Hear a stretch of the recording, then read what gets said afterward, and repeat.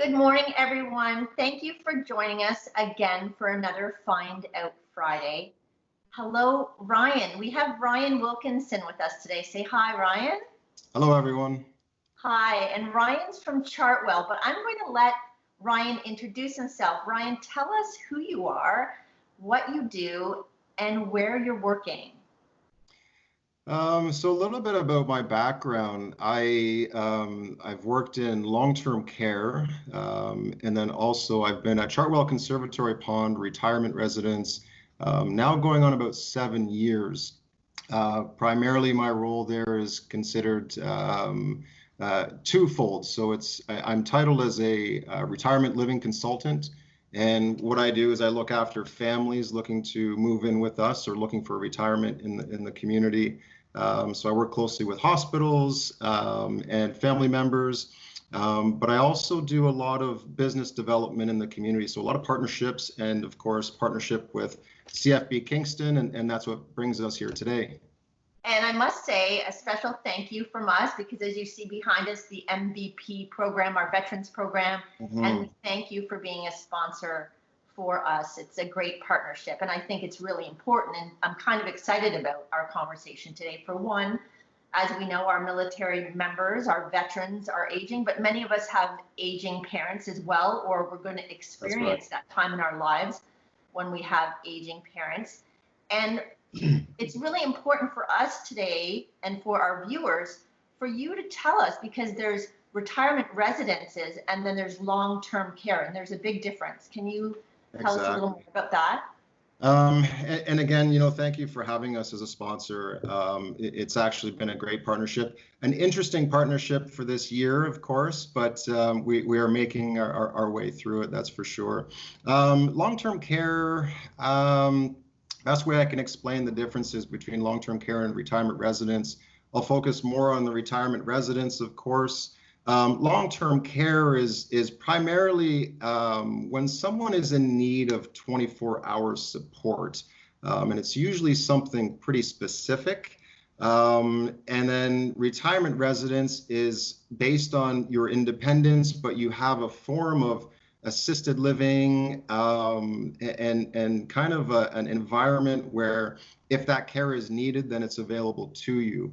My interpretation of long-term care and retirement is typically there's a big cognitive difference in the environment. So you're going to see a physical difference and a cognitive difference in both environments. Unfortunately, because of our current situation in the society, we can't necessarily visit both right now. But to any family who is looking or wants to know the difference between the two, I always encourage them to walk into a long-term care home, and they'll certainly show someone around, and of course, shop around in the retirement sector as well. But that'll give you the most, hands-on experience in those differences. So. But Chartwell is more retirement residence, correct? Exactly. We are primarily independent living with supportive and assisted living options in our home. So what that means is we have a health and wellness department consisting of nurses and personal support workers. And what happens is that service is there for individuals, and also we have an open door policy. So if you don't want to use our support there, then you can use someone from the LIN services. So previously Community Care Access Center. So lots of different options, but yes, we are primarily an independent living environment. So we have people who come and go, still travel, they still drive, they still play golf, very active. That's the kind of environment that we are. That's awesome. So if someone has aging parents or they're aging themselves, when should they start looking or consider maybe this is for their change? I think when I get asked the question of when we should start looking, my question back is always, when did you start thinking about it? Because really that's kind of the timeline, that's the indicator. So something's going on. It could be a number of different things, but something's going on where an individual said, it's time to look. Or sometimes it's a family member for a loved one, and they start noticing things as well. But I always use, there's a timeline. So I'll use this as an example. If you can see my hands here. So let's say this is kind of the tipping point into long-term care. And I think what society does right now is we assume that we're going to long-term care, but that it doesn't always have to be the case. So if this is the tipping point, and this is our timeline, and here's kind of where we are saying, maybe it's time to look into retirement residence and educate ourselves. That window of opportunity starts to shrink as we wait longer and longer. And all of a sudden, sometimes I meet with families who are at the tail end of that timeline. So their health is deteriorating, these kinds of things. And all of a sudden they're at that tipping point, and maybe they're off to long-term care because they can't, or they need, specific requirements or care. So they have to go into long-term care. So if they're shopping back here and they start educating, and all of a sudden that window of opportunity is larger, what happens is people come into a retirement residence and they tend to flourish better than if they were here. And their length of stay is longer too. And a lot of residents have, their entire remaining years in a lot of retirement residences as well. It doesn't mean, again, that we have to go into long-term care. It's not a requirement in society. And of course, I'm a big advocate for health, as you are too, and it's so vital to take care of ourselves along the way too. So, but my short answer, of course, is if you're thinking about it, then educate and get out there and certainly gather as much information as you can. That's a great tip, because if you're thinking about it, could there also be some warning signs or some early signs that someone might have thought about that made them start thinking? Are there things that someone or maybe a family member should be looking for? So I'll speak to someone looking for a loved one. So for example, I'll actually use my grandmother as an example. She lives out in Hay Bay. And what was happening about 5 years ago, she's 97 now, still cognitively very, very healthy. The physical decline was very fast, so she can't walk anymore. So her ambulatory options became very limited in her house. And what happened was her house became almost, it was just this hurdle every day, and it was moving around. It was trying to cook meals. It was a challenge to do laundry. It was a challenge for home maintenance. But if you see a loved one decline mentally, physically, fall into a depression, isolation leads to that depression. And isolation isn't just about being alone, but it's our own health as well. So it's taking care of ourselves. It's not showering. It's not eating properly. It's changes in behaviors. Those kinds of things are big indicators that a change needs to be made. Sometimes families will focus on retirement residence. Sometimes families will focus on bringing in extra care, but it's really not a black and white situation. It's very, very colorful for each individual person and what their needs are. But those are some indicators that would signal a change is needed. Now, that I can imagine that must be kind of a challenging conversation to start maybe with a loved one. That's right. So how do you go about doing that, or do you have any tips to share on some maybe roadblocks you might come in contact with during that conversation, or how to even start the conversation? Sure. My suggestion to families that I meet with are usually based around education first. But what's happened is family members who are looking for change in their loved ones or change for their loved ones, they usually have a job of their own. They usually have children. They're busy socially. So we call that the sandwich generation. Mm-hmm. And what happens is we wait for so long, so that timeline really starts to narrow down, and we say, well, mom or dad or our parents can remain, they're okay. And then all of a sudden there's a crisis. we want to avoid that crisis, because when we're in that crisis, the conversation turns into aggression, or it can be very like instill a lot of pressure to our loved ones, and that's not really how we want to go about it. Then it becomes that emergency situation, right? That's right. And I would always suggest to approach it very, with some gentle nature, through education. And we want to give a gentle push rather than aggressive push in that direction. And a lot of people, and because we're very stubborn humans, that's just the nature of us. A lot of it is self-discovery. And I'll give the example actually of my grandfather in Toronto. So he was in an apartment with my grandmother. He was a caregiver for my grandmother. And what happened was his own knees started to kind of go. And he's a very big gentleman, and he was losing his mobility, but he was also a caregiver for my grandmother who has Parkinson's. And that was very challenging to him. So one of my last visits at their apartment, I noticed he was in the kitchen, and I saw him leaning against the wall, and he has two canes, and he was manipulating the stove with his canes. And I said, "Hey, what's going on?" He said, "Well, I'm making a lasagna." And I said, "Well, that's great. However, there's some indicators here that a change is needed." So we sat down and we actually listed. What I did was I said, "Tell me all the challenges that you have in a day." And he listed probably about 20 challenges. And I said, "Well, what are the solutions currently as well?" And he only listed about 3. So it was this self-discovery that really helped him. And he said, "Oh, okay, I get it," because it was on paper for him, and that's how he operated. He always made lists. So that's kind of how I approached it. And the other thing too is that we can't put ourselves in their situation.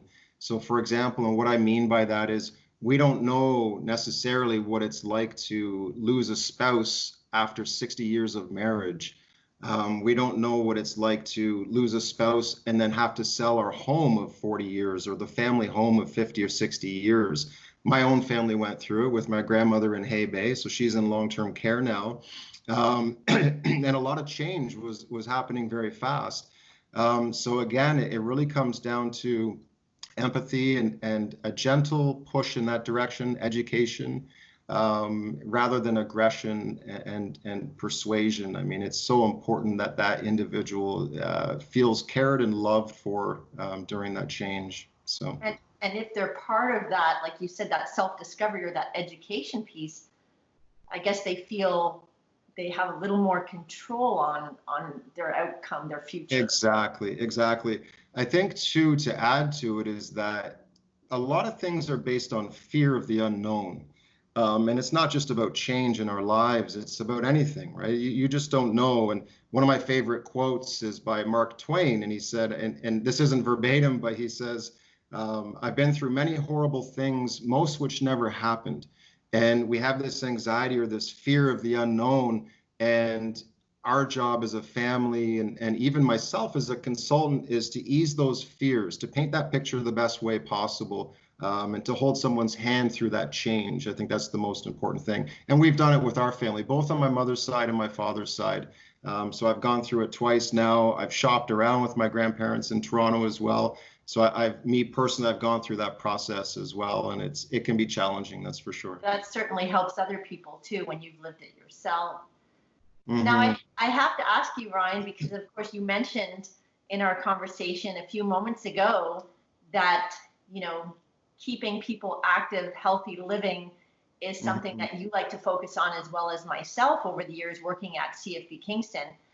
And, our military members and our veterans had fitness and recreation installed in their lives throughout their career. So of course, at Chartwell Retirement Residences, how do retirees like to stay active and stay connected and, fill their day with activity? What are you doing? There is a laundry list of things that we do. So first and foremost, we have a program manager, and she looks after all the programs that are happening in our retirement residence. We focus on the mental health, the physical health. Also, the diet is a big part of that too. I stated earlier that a lot of our residents are independent, and they do like to golf and they do like to walk. And we even have a gentleman who likes to sprint. So he does a lot of jogging and sprinting. And he's in better shape than I could ever be. It's amazing watching him go, and he puts on a full track suit and he goes and he does his sprinting and his jogging. What we focus on is usually, how do I say it? It's almost like an amiable environment. So we adapt our programs to our residents and who are there. So we don't dictate, they dictate to us. So we're always changing based on what their needs are. But we have a lot of opportunity for residents to speak up and, submit ideas. So we have resident councils and we have town halls and we have lots of opportunity for people to speak. Even we have food committee meetings, these kinds of things. But some of the feedback we get is really based on the physical component. So for example, we had a gentleman say, we'd like to play bocce ball. So we started placing bocce ball into our programming, and the crowds were massive outside. So we'd run bocce ball. Tai Chi we've tried before, but we certainly have some consistent programs. So we always have things like yoga and stretching classes. We have fall prevention. We've had dance classes before. We have walking groups, and then of course we focus on a lot of cognitive things too. Chartwell has a lot of signature programs that focus on sharing, I guess, your history, your experiences, so in an intimate, private setting.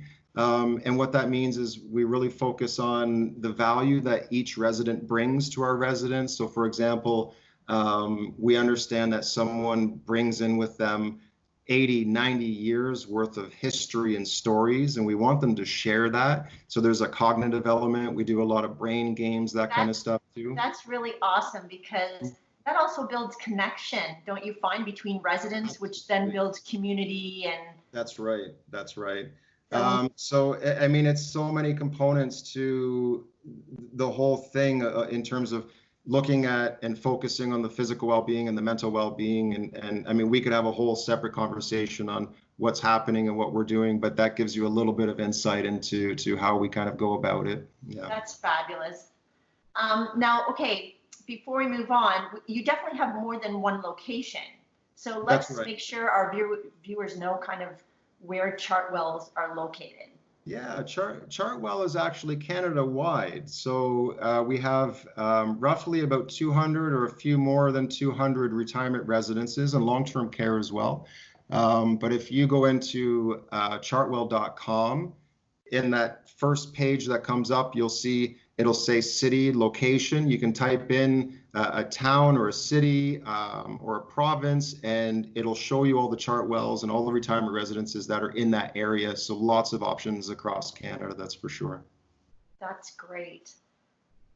I have to ask one thing before we end our conversation today. Of course. I love hearing, people who are involved in programs. Has a resident ever told you something that was kind of like an aha moment for you, saying, wow, we really do that?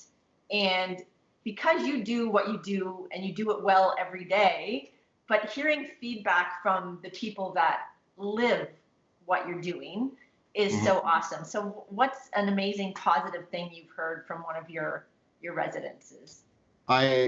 Over my 7-year duration there, I could probably tell you 500 different, situations where we've collectively received feedback, or it's even in brief passing conversation with residents. Heartwarming stories, that's for sure. I think the majority of the feedback usually is because we're dealing with scenarios where somebody is in atrophy at home, and they're in isolation and there's a physical or a mental decline. A lot of feedback is usually from families. So the families will call me or talk with me and they'll say, you know what, I've noticed mom is happier. I've noticed dad is too busy to talk to me now on the phone. because he's interacting and he's social and he is out all the time. And we still have residents that go out dancing all the time as well, and they're still part of the legions and these kinds of things in the community. So I think the feedback is usually from family members in that regard, but also when residents come to me, they say, I didn't realize what this was. I didn't realize that I would get so much out of this. I've made new friends. I can walk better now because they're walking consistently. They're not sitting all day.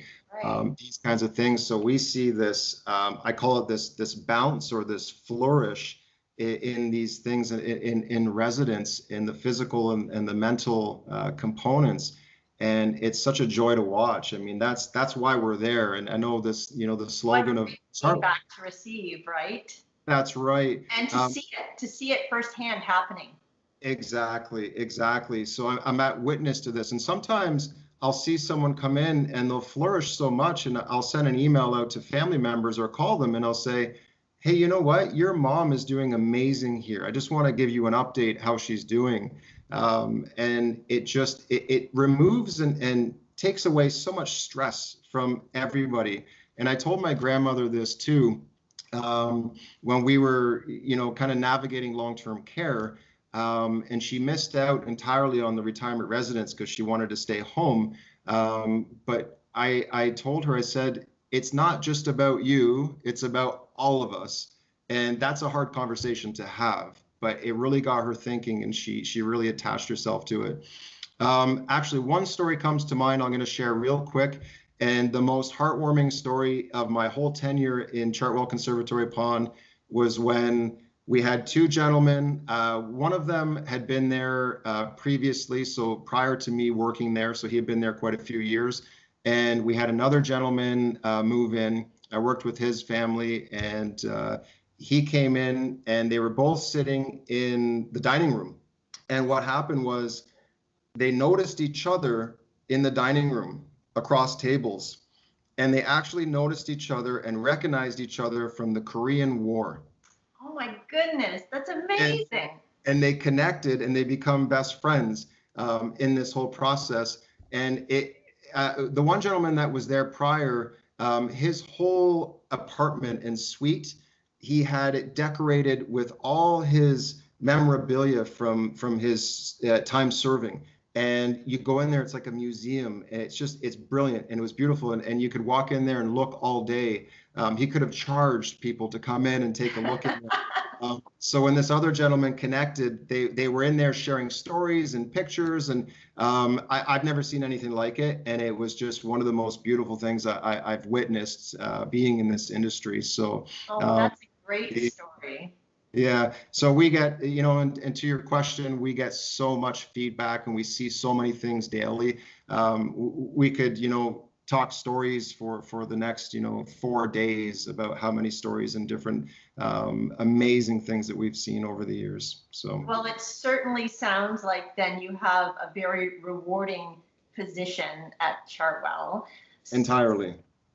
I want to make sure people know how to get a hold of you if they have any further questions, or if they want to explore, the retirement residence options. So website again, and maybe email or phone number, Ryan? Yeah, so again, my name is Ryan, last name Wilkinson. So I'm at Chartwell Conservatory Pond Retirement Residence, and we're at 1499 Stone Ridge Drive. So it's right in behind No Frills off of Bath Road. And you'd get a hold of me through email, which is rywilkinson, so WILKINSON @chartwell.com. Or you can certainly call me, and it is 613-888-4893. That's awesome. I want to thank you again so much for your time today. I've learned a lot. Good. And I want to thank you for being a sponsor and being a partner with us here at CFB Kingston. Thank you so much for having us as a sponsor. And I think also to CFB Kingston and the Kingston community, we're thinking of you, and stay healthy, stay well, and until next time. Thanks. I hope to see you soon. Thanks, Ryan. So much. Bye-bye. Bye-bye.